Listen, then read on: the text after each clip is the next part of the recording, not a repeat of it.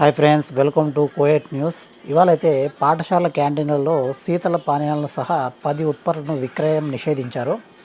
Kuwait city September 8 కువైట్లోని పాఠశాల క్యాంటీన్లలో 10 రకాల ఉత్పత్తులను విక్రయాలపై నిషేధం విధించారు.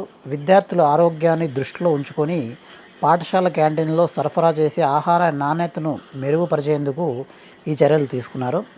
అదనంగా సమాజంలో ఆరోగ్యకరమైన ఆహార సంస్కృతిని పెంపొందించేందుకు ఉద్దేశించిన ఒక ప్రముఖ అభివృద్ధి ప్రణాళికలో భాగంగా ఈ క్రొత్త నిబంధనలను అయితే అమలు చేస్తున్నట్లు general authority for food and nutrition అధికారి ప్రతినిధి డాక్టర్ షైమా అల్ అస్ఫోర్ స్పష్టం చేశారు.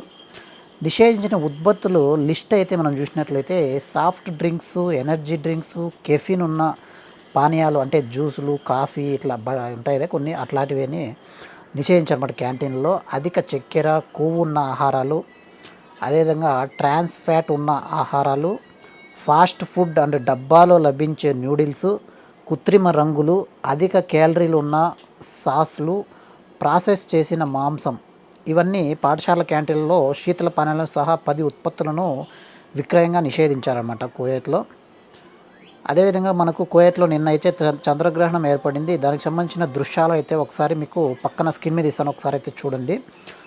అదేవిధంగా కువైట్లో మనం మరో న్యూస్ చూసినట్లయితే 965 మంది వ్యక్తుల నివాస చిరునామాలు దాని రికార్డుల నుంచి తొలగించబడ్డాయి.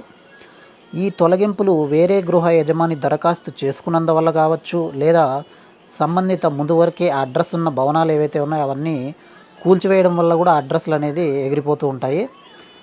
వీటి వల్ల ఈ 965 మంది మళ్ళా కార్యాలయాన్ని సందర్శించి సాహెల్ అప్లికేషన్ ద్వారా దీని అనేది అడ్రస్ అనేది మళ్ళీ పునరుద్ధరించుకోవచ్చు. దరఖాస్తుదారులు తమ కొత్త చిరునామాను సమర్పించేటప్పుడు అవసరమైన సహాయ పత్రాలు అంటే ఏమేమి అప్లికేషన్ కావచ్చు, ఏ విధమైన ప్రూఫ్స్ కావచ్చు అవన్నీ తీసుకెళ్తే మళ్ళీ అడ్రస్ అనేది మనకు ఇదవుతుందన్నమాట, అప్డేట్ అయిపోతుంది.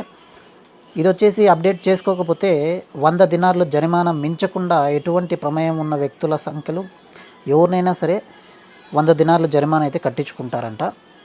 కాబట్టి ఇది ఇవాళ కువైట్లో ఉన్న న్యూస్ అయితే, ఈ 2 న్యూస్లు అయితే ఇవి. రేపటి న్యూస్లో మళ్ళీ కలుద్దాం స్నేహితులారా. అంతవరకు సెలవు. జై హింద్.